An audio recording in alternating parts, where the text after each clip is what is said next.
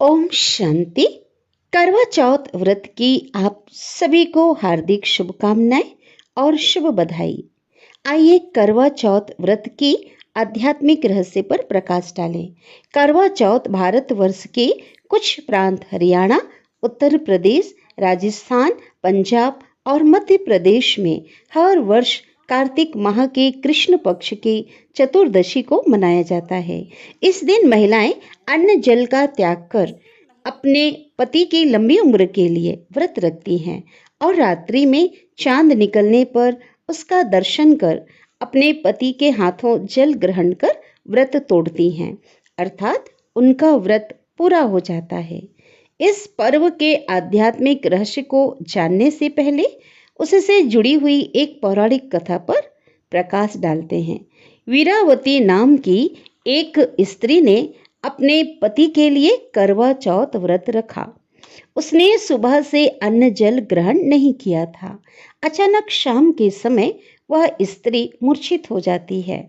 उस समय चांद निकलने के कोई लक्षण दिखाई नहीं दे रहे थे, इसलिए अनिष्ट की आशंका से उसके परिवार वालों ने आग जलाकर छन्नी से उसका प्रकाश दिखा दिया और कहा, चांद निकल गया है, वह व्रत तोड़कर अन्न जल ग्रहण कर ले।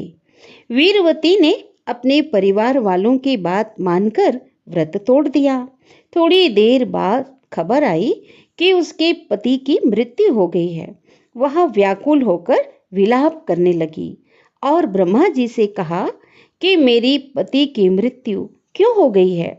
तो ब्रह्मा ने कहा, आपने चंद्रमा के निकलने के पहले उसके दर्शन के बगैर ही अपना व्रत तोड़ दिया।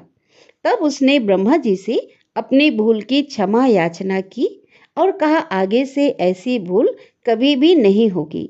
तब ब्रह्मा जी ने उसे क्षमा कर दिया और उसके पति को जीवित कर दिया। तब से विवाहित स्त्रियां इस व्रत को रखती हैं। ये तो हो गई पौराणिक कथा की बात। अब हम जानते हैं इसका आध्यात्मिक रहस्य क्या है।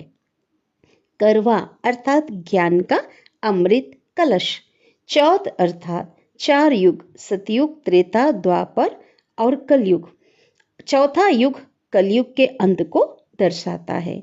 व्रत अर्थात अपने अंदर के अवगुणों काम, क्रोध, मोह, लोभ, अहंकार, ईर्ष्या, द्वेष, घृणा को त्यागने का दृढ़ संकल्प लेने का व्रत।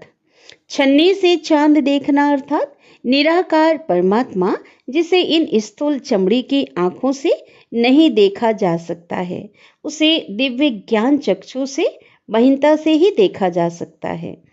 हर शरीर में विराजमान चैतन्य शक्ति आत्मा का परम प्रियतम रूहानी साजन पति परमेश्वर स्वयं निराकार ज्योति स्वरूप परमात्मा शिव हैं, जिसे सर्वधर्म संस्थापकों ने स्वीकार किया है। आत्मा रूपी सजनी जब अपने परम प्रियतम परमात्मा के घर परम धाम से इस सृष्टि रंगमंच पर अभिनय करने आती है तो अपने उस अविनाशी प्रियतम से बिछुड़ जाती है। तो सृष्टि के प्रारंभ में सतयुग और त्रेता में वह प्रारब्ध भोगती है। उस समय उसे परमात्मा की विस्मृति रहती है, वह उसे भूली हुई रहती है। लेकिन जैसे ही 2 युगों का प्रारब्ध समाप्त हो जाता है तो द्वापर युग से आत्मा रूपी सजनी देह अभिमान में आ जाती है और देह अभिमान में आकर वह अपने संयम, नियम, मर्यादा को भूलकर अपने श्रेष्ठ पथ से विचलित हो जाती है। इसके परिणाम स्वरूप वह दुखी और अशांत हो जाती है। अब उसे अपने परम प्रियतम की याद सताने लगती है और वह उसे पुनः प्राप्त करने के लिए अनेक जन्म भक्ति, पूजा, पाठ, व्रत आदि करती है और उस हसीन मुसाफिर से मिलने के लिए वह आतुर हो उठती है। ओ शिव बाबा, ओ शिव बाबा। साजन मेरा हसीन मुसाफिर, साजन मेरा हसीन मुसाफिर रहता है बड़ी दूर, साजन मेरा हसीन मुसाफिर रहता है बड़ी दूर।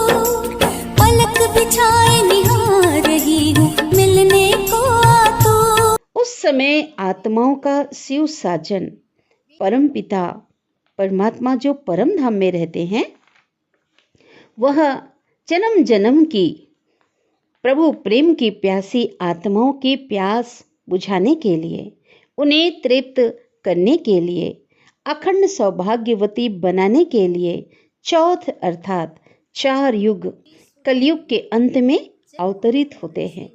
चूंकि ज्ञान सूर्य निराकार परमपिता परमात्मा जन्म मरण से न्यारे होते हैं, इसलिए वे चंद्रमा की तरह शीतलता धारण किए हुए एक बुजुर्ग ब्राह्मण अर्थात प्रजापिता ब्रह्मा के तन का आधार लेते हैं और उनके कमल मुख कलश से ज्ञान वर्षा कर अपने सानिध्य से जन्मों से प्रभु मिलन की प्यासी आत्माओं की प्यास बुझाते हैं और 63 जन्म की भक्ति का फल देते हैं, अर्थात उन आत्माओं की भक्ति पूरी हो जाती है और उनके स्थूल अन्न जल का त्याग करना बंद कराकर सूक्ष्म विकार काम क्रोध मोह लोभ अहंकार ईर्ष्या द्वेष घृणा आदि को त्याग करने का व्रत रखवाते हैं, अर्थात दृढ़ संकल्प कराते हैं।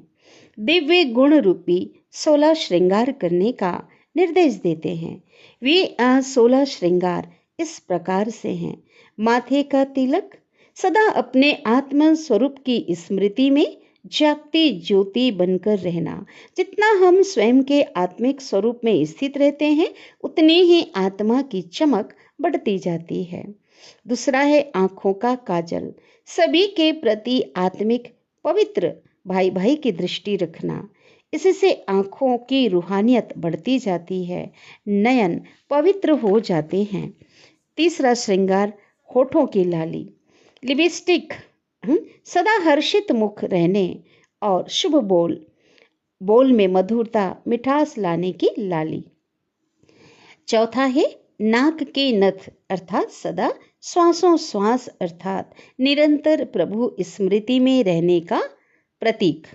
श्वासों में भी उसकी पवित्र स्मृति समाये रहना, यह नथ को धारण करना। कानों का कुंडल, व्यर्थ की निंदा पर चिंतन, व्यर्थ नकारात्मक बातों को ना सुनकर ईश्वरीय ज्ञान का श्रवण करना, यह है कानों का कुंडल। छठा श्रृंगार सिंदूर और मांग का टीका, सदा सुहागन रहने की, एक की सदा बनकर रहने की, एक व्रता रहने की मांग का टीका। सातवां है हाथों का कंगन, सदा पवित्रता को धारण करने का कंगन पहनना, पवित्रता में दृढ़ रहना। आठवां है दोनों पांव के बिछुए, सदा ईश्वरीय मार्गदर्शन में कदम से कदम मिलाकर चलने का प्रतीक। पायल, नौवां है पायल, सदा उमंग उत्साह में रहा, औरों के अंदर भी उमंग उत्साह का संचार करना, जिसे मन मयूर नाचता रहे। 10वां श्रृंगार कमर पट्टा, करधनी, सदा ईश्वरीय मर्यादाओं को धारण करने का, उस पे चलने का दृढ़ संकल्प करना। 11वां श्रृंगार है बाजूबंद, सदा एक बल एक भरोसे में रहने का बाजूबंद। 12वां है गले का हार, सदा विजयी रहने की, माया जीत बनने की विजय माला।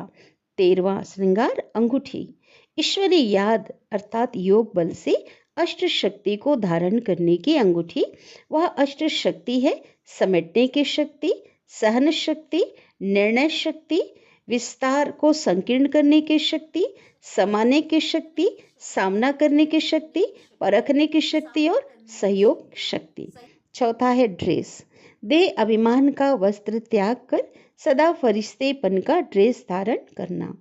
15वां है चुनरी, ईश्वरीय मर्यादाओं की चुनरी ओढ़ना अर्थात सदा मर्यादा के भीतर रहना।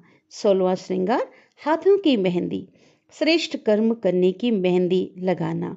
तो यह है 16 श्रृंगार।